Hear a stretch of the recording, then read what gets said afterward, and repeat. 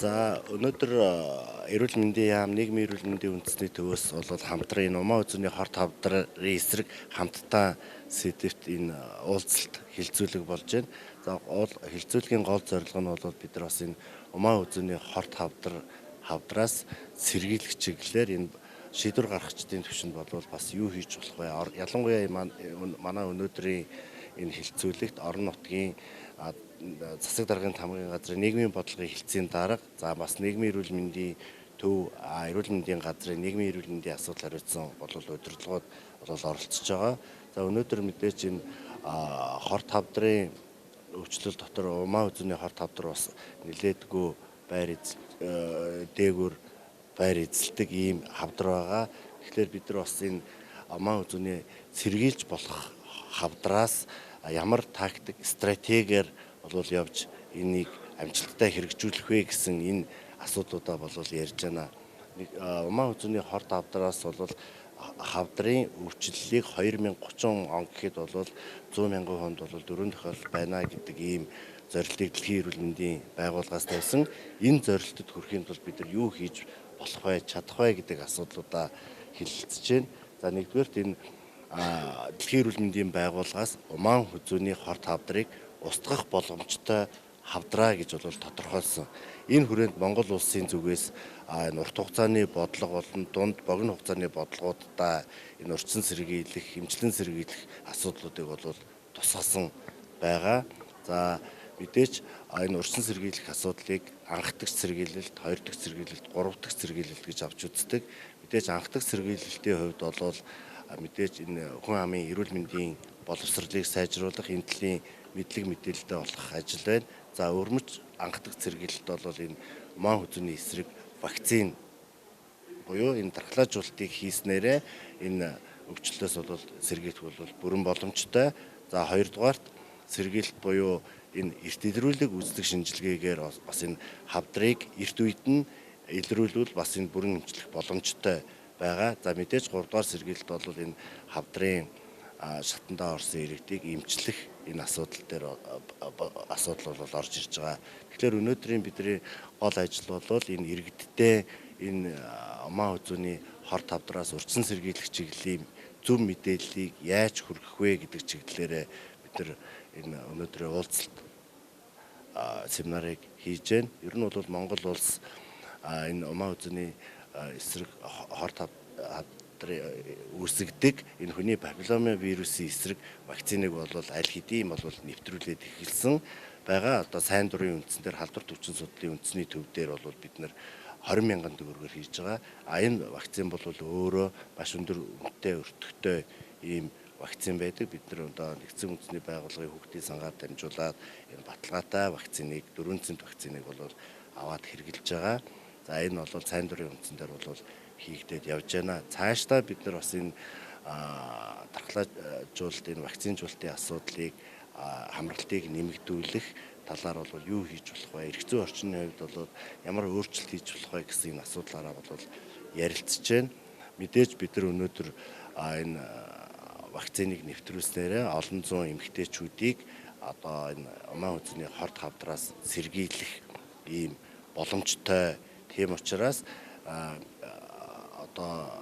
шийдвэр гаргагчдын төвшөнд болон энэ иргэд эцэг эхчүүд энэ бусад салбарынхандаа энэ төлөлийн зөв ойлголтыг өгснөөрөө энэ хөтөлбөр амжилттай хэрэгжинэ.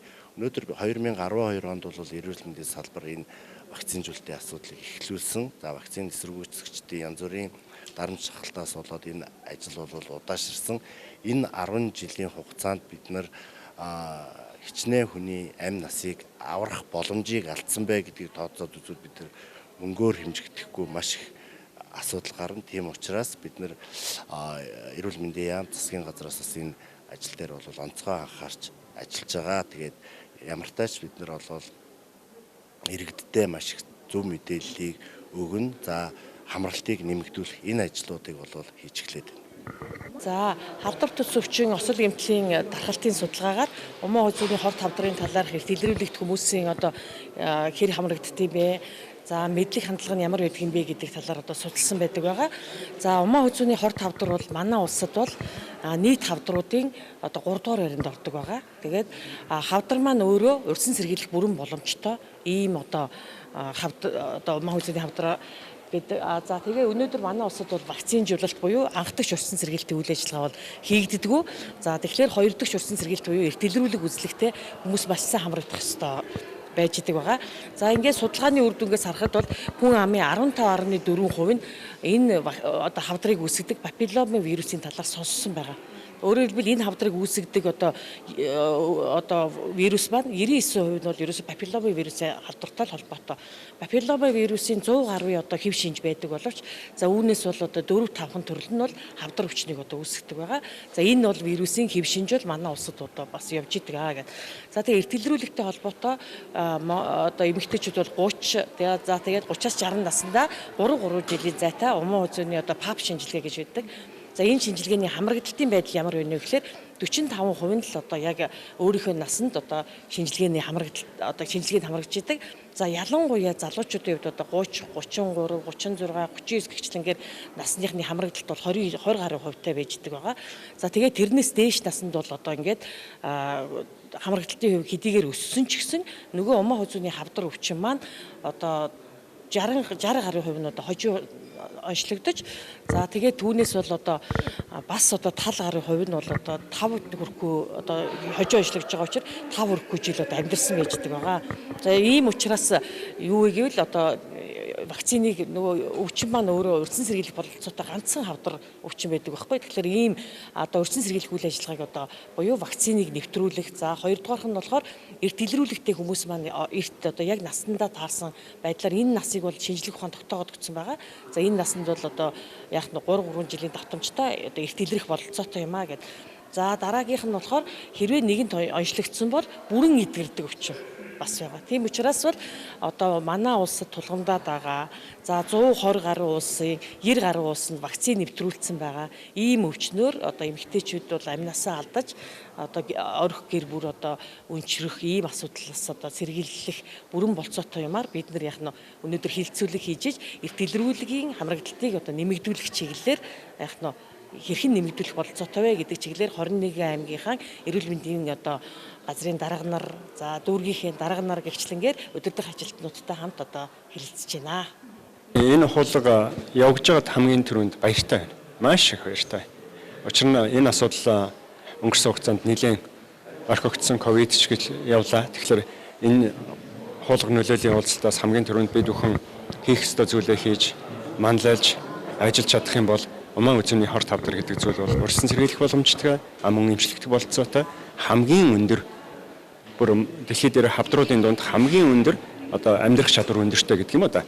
Бүр алга болох боломжтой тийм хавдрын нэг юм байна. Тэгэхээр дэлхийн бусад улс орн бол тийм төвшөнд явж эхэлчихэд байна. Бид бүхэн бол хоцорсон байгаа. Ямар ч гэсэн өнөөдрийн уулзалт бол үр дүнд хүрнэ гэдэгт найдаж байна. Ерөөсөө Умаа хүзүүний хор тавдрын хоёр л асуудал байгаа. Нэгдүгээрт урьдчилан сэргийлэх хэрэгтэй. Урьдчилан сэргийлэхэд хамгийн түрүүний гол зүйл нь бол вакцин. Өөрөө энэ Умаа хүзүүний хавдар чинь 97.5 буюу бараг 100% нь тэр чигээр ганцхан вирусээс хамааралтай үүсэж байгаа. Тэр вирус нь яг олон төрөлтэй л дөө. Энэний эсрэг вакциныг авч чадах юм бол бид нар тухайн хүн халдвар аваагүй байхад нь тэр вакцинжуулалтыг хийж чадах юм бол тухайн хор тавдар үүсгдэг вирусын нөлөөллөөс хамгаалах бололцоотой болчихж байгаа. Улмаар тодорхой хугацааны дараа Умаа хүзүүний шархлаач гэдэг юм уу тэр хор тавдрын үйл явц хэрэг өгж байна. Тухайн илэрлцэхэд хэр байна. Нөгөө нэг 3-4% нь бас вирусээс хамааралгүй үүсэж штэ. Тийм учраас эрт илрүүлэг гэдэг зүйлийг 30 наснаас эхлээд хийж явах хэрэгтэй. Ингээхийн тулд 30 наснаас тэр доктортой зохион байгуулалтын хяналтын сүлжээний дагуу эрт илрүүлгийг зохион байгуулж хэрэгтэй. Тэгэхээр эрт илрүүлэг нөгөөх нь болохоор вакцин гэсэн энэ хоёр үндсэн зүйлийг хамгийн түрүүнд яаралтай авч хэрэгжүүлэх ёстой. 3 дахь нь бол мэдээж хэрэг эрүүл мэндийн боловсрол, ард иргэдийн эрүүл мэндийн боловсрол, тэдгээрийг бага насны болон одоо дунд шатны боловсролын байгууллагуудад заахаас ахгуулаад багаас нь тэр амьдрах хэв маягийг заах гэдэг тэр асуудал байна. More than 600,000 women are infected, 1,000 died in the year 2020. Тэгэхээр өнөөдөр бид хэрвээ эрт илрүүлээд зөв менежментээр эмчилвэл эдгдэг өвчин. 604 мянган эмэгтэй Умаа үзэн хорт хавдраар өвчилж 3 of Western Pacific region, which is one of the biggest region in the world of WHO, and 2020 and more than 70,000 died. Хүний папиллома вирусын вакциныг үндэсний дархлаажуулалтын хөтөлбөртөө нэвтрүүлсэн байна. Байгууллагын 6 бүсийн хамгийн том бүсүүдийн нэг.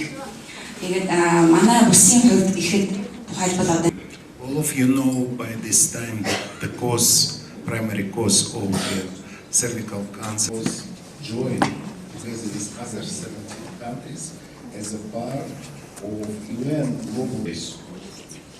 тэгэхээр Умаа үзэн хорт хавдар юунаас орж ирсэн юм бэ гэхээр ерөөс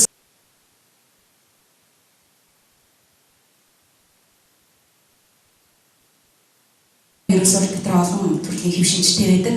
Тэрэн дотроо хорт хавдар үүсгэх өндөр эрсдэлтэй хэв шинжүүдээр бол Умаа үзэн